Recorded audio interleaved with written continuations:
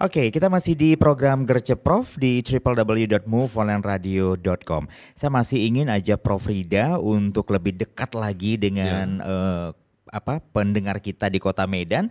Saya ajak Anda untuk bisa berinteraksi 0859 5608 2869 di 0859 5608 2869, juga menyaksikan kita nantinya di channel YouTube Move Radio Official. Baik Prof, saya masih ajak Anda lagi untuk berbicara. Kalau tadi Anda sudah sempat menjelaskan bahwasanya program UHC saat ini bukannya tidak bagus sih, sebenarnya bagus. Tapi Anda menyatakan justru kita jangan mengembangkan sistem yang lama, harusnya kita mengembangkan sistem yang baru. Begitu ya Prof ya? Atau dengan unit yang baru dan lebih diperkuat. Ya. Kita angkat dulu penelponnya masuk ya Prof ya. Oke, Halo, selamat pagi. Halo, selamat pagi. Halo. Oke, untuk pendengar kita yang mendengarkan kita di www.moveonlineradio.com, kalau mungkin Anda tidak bisa. Halo, iya selamat pagi. Pagi Kak. Pagi, dengan siapa Bapak? Dengan Bimo di Jalan Halat. Bimo di Jalan Halat. Baik, Bimo pertanyaannya apa? Ini Prof, ini saya mau bertanya sama Prof Rida. Prof kan merupakan calon wali kota Medan di nomor urut 2 nih. Siap. Yang mau saya tanyakan, apa program yang akan Prof galakan untuk anak-anak muda di zaman kita ini sekarang? Oh begitu. Terus apalagi? Udah itu aja Kak. Itu aja. Terima kasih Bimo di Jalan Halat. Baik, sebenarnya akhirnya kita disahutin dan didengar ini saat ini Prof oleh mungkin generasi Gen Z atau juga milenial kali ya Prof ya. Baik, kita coba potong dulu untuk menjawab pertanyaan Bimo. Sebenarnya Prof punya program apa untuk generasi muda saat ini, berbicara di generasi Gen Z ini sendiri Prof? Ya, ini harus luar biasa diberikan wadah buat teman-teman Gen Z, karena Indonesia yang selalu ngomong kemana-mana tentang bonus demografi Indonesia, ya. Dan hari ini justru kita nggak melihat ada satu wadah tempat anak-anak Kota Medan itu mengapresiasikan dirinya. Saya dulu SMA itu, wah ini jadi buka-buka dikit nih ya. Saya dulu SMA tuh ngeband ikut festival band Siblong di Taman Ria. Oke. Nah itu anak SMA 1 loh kita waktu itu. Dan satu kelas. Dan kita menang. Kita sempat pernah juara 2 Siblong. Saya lupa Siblong berapa waktu itu. Dan itu waktu itu penyalurannya itu. Jadi setiap hari kita ngeband, latihannya. Mungkin dulu kalau yang orang-orang senior mungkin masih ingat.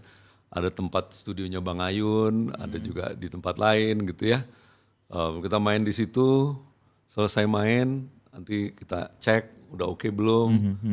Nah baru nanti nampilnya di Taman Ria. Nah di Taman Ria. Terus kalau ada festival-festival tempat lain. Dan SMA 1 dulu tempat kami itu setiap tahun tuh ada eksibisi band. Jadi sangat memberikan ruang untuk kami itu mengapresiasikan apa-apa yang kami inginkan. Nah kemudian juga, nah ini baru agak lari dikit nih. Saya pernah cabut tuh untuk ikut main di Taman Budaya. Oh berarti pernah bolos juga Prof? Ya ini kan gak didengar mabak saya kan. Iya. Oke. Nah jadi ya untuk apa? Karena di situ waktu itu ada teater gitu. Nah, kita pengen lihat, pengen main. Nah, dan saya ingat sekali waktu itu juga ada, karena saya waktu itu sempat jadi vokalisnya. Oh Anda vokalis juga? Vokalis juga waktu itu. Nah jadi kita main di situ, kita ikut vokal grup, jadi vokalisnya juga.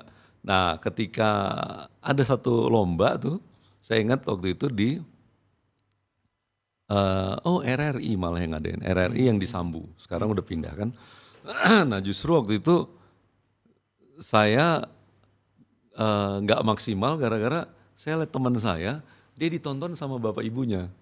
Oh. Kok bapak ibu saya waktu itu nggak datang? Ya apa cuma mau datang, orang kita cabut. Bolos gitu ya. Oke.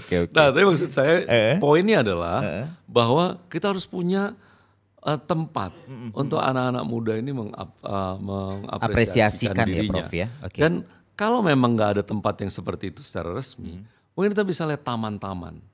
Ya kita lihat ada Lapangan Merdeka, ada Taman Ahmad Yani, ya itu sekarang menaungi kuliner. Saya lihat Lapangan Merdeka, bagus, itu bagus. Iya. Nah, tapi saya perlu sekali untuk kita punya fasilitas buat anak-anak Kota Medan juga di sekitar itu bisa menampilkan apa kemampuan dirinya.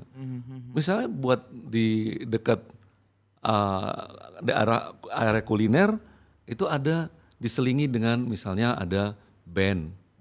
Ada bandnya, ada anak-anak Medan yang mungkin bisa nampil di situ, jual CD. Saya nggak tahu, CD zaman bahala banget kayak sekarang udah jual produk mereka. Nah, jadi mereka bisa menampilkan. Nah, di beberapa spot ya, ada anak-anak Medan yang nampil gitu, misalnya apa. Nah, jadi seperti itu harus disemarakkan. Baik. Tapi saya coba ajak Prof untuk bisa, saya mau menggiring Prof sebenarnya berbicara bahwasannya era globalisasi ini semuanya berubah gitu ya Prof ya. Jadi cara orang melihat menikmatin hidup pun juga sekarang banyak orang yang sekarang ini sudah bisa menikmati hidupnya dengan sendiri. Dengan begitu tingginya berbicara masalah penggunaan teknologi saat ini Prof, yang kita tidak bisa menutupin bahwa teknologi itu dikuasain oleh generasi Gen Z ini sendiri. Wadah seperti ini kan perlu juga sebenarnya Prof menjadi pikiran oleh Prof ya sebenarnya. Dulu saya sempat lihat Prof itu sempat berseliweran billboardnya itu bicara masalah gadget sehat. Benar gak sih Prof? Betul. Nah, saya coba kaitkan kalau sekarang memang Gen Z memang bermainnya banyak di daerah sosial media, mungkin di ranah teknologi yang saat ini gitu Prof. Tiba-tiba Prof hadir mengatakan bahwasanya gadget harus sehat. Sebenarnya Anda mendukung penggunaan gadget itu, tapi sebenarnya yang sehat itu seperti apa Prof? Ya, betul sekali bahwa kita sangat mendukung penggunaan gadget itu. Karena gadget itu justru jendela kita sebenarnya. Ke dunia, the world is in your hands, gitu ya. Jadi maksudnya apa? Artinya penggunaan gadget itu jangan sampai mengganggu kita kesehatan secara fisik maupun mental. Kesalahan kita dalam melihat gadget kita dengan menekukkan leher kita itu bisa berakibat fatal. Nah, kita mau ring the bell untuk teman-teman khususnya Gen Z dan anak-anak muda, tapi juga buat para pekerja sih sebenarnya. Nah, bagaimana agar menjaga posisi-posisi ergonomis dalam menggunakan permainannya. Kita sempat waktu itu menggagas bagaimana kalau kita mau main game secara sehat dalam hal fisik. Jadi posisinya seperti apa, letak layarnya seperti apa, posisi layarnya seperti apa, dan apa yang kita lakukan setelah satu sesi game itu selesai kita mainkan.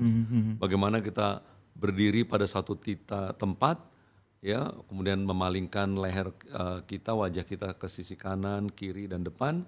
Kemudian juga memandang jauh agar tidak terjadi gangguan penglihatan, akomodasi mata, sehingga ananda-ananda atau Gen Z sekalian itu nggak lagi harus problem dengan rabun jauh. Gitu. Jadi itu yang kita jaga supaya jadi generasi yang benar-benar generasi yang aware dengan kesehatan dan aware dengan teknologi. Kita angkat lagi penelponnya masuk. Halo, selamat pagi. Iya, selamat pagi Kakak. Assalamualaikum. Waalaikumsalam warahmatullahi wabarakatuh. Dengan siapa ini? Saya dengan Aldi dari Aksara, Batu Putih, nomor 28. Saya ingin bertanya nih Kak.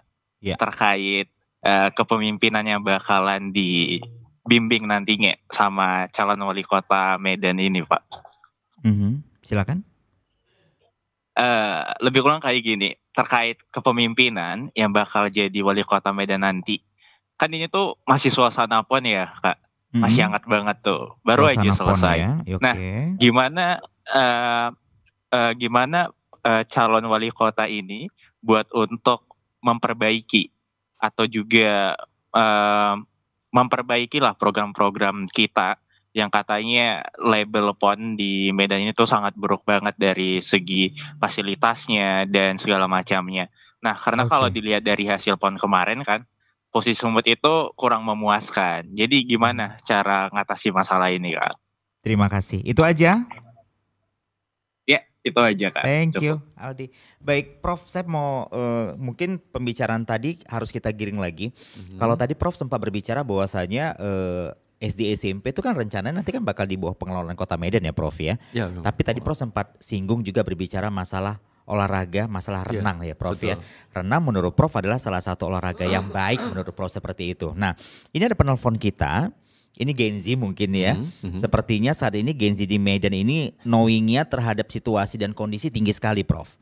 Jadi sampai saat ini kota Sumatera Utara mungkinnya dengan penyelenggaraan PON dan Medan menjadi salah satu partisipasinya itu mendapatkan label yang kurang baik gitu Prof ya. Nah mungkin saya ajak Prof hanya untuk bisa memberikan solusinya saja seperti apa. Seandainya kita terpilih lagi menjadi daerah penyelenggara olahraga nasional di Indonesia. Ya. Kalau kita lihat hari ini fasilitas olahraga kita tentu harus ya gimana ya, harus dimaksimalkan lah. Iya benar. Ya. Jadi bagaimana kita menghasilkan atlet-atlet yang terbaik. Ya, kita bicara menghasilkan ya, mendidik ya, bukan artinya mencomot-comot atlet dari provinsi lain untuk nantinya bisa dipakai. Tapi saya melihat bahwa atlet-atlet yang dilatih benar sejak awal, sejak dini. Makanya tadi saya singgung tentang anak-anak SD dan SMP yang wajib olahraganya itu adalah berenang. Berenang. Karena apa? Karena itu secara fisikal sehat, sangat sehat. Dan itu baik. Dan sangat baik, sangat baik. Jadi bisa kebayang nanti bahwa anak-anak Medan itu pasti paru-parunya baik, tinggi badannya juga baik. Itu ciri khas anak Medan gitu kalau dia memang olahraga wajibnya berenang. Kemudian dari kondisi seperti itu, maka anak-anak ini siap untuk menyalurkan dirinya, bakat-bakatnya ke olahraga-olahraga yang lain. Ya, mungkin dengan sepak bola kah, dengan yang lain-lain itu mereka tinggal mengikuti. Kalau dasar olahraganya, dasar sehatnya itu udah dapat. Nah itu dari sisi dari sisi manusianya yang akan dibina.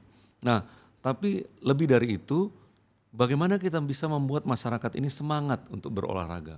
Tentu perlu ada fasilitas-fasilitas olahraga yang baik. Nah perlu ada spot untuk berolahraga dengan baik dan nyaman. Nah, memang satu-satunya yang di tengah kota yang selama ini sebelumnya kita lihat tuh lapangan Merdeka. Nah itu walaupun itu sifatnya baru hal yang olahraga rekreasi lah bersama keluarga. Kalau untuk lapangan mereka kita lihat seperti apa nanti ke depannya ya Prof ya. Ya. Dan kemudian maka kita perlu punya seperti stadion, stadion yang kemarin mungkin saat ini dalam pembangunan seperti Stadion Teladan, Stadion Kebun Bunga. Tapi lebih dari itu kita harus punya lapangan-lapangan olahraga tertentu di daerah-daerah kecamatan-kecamatan kita.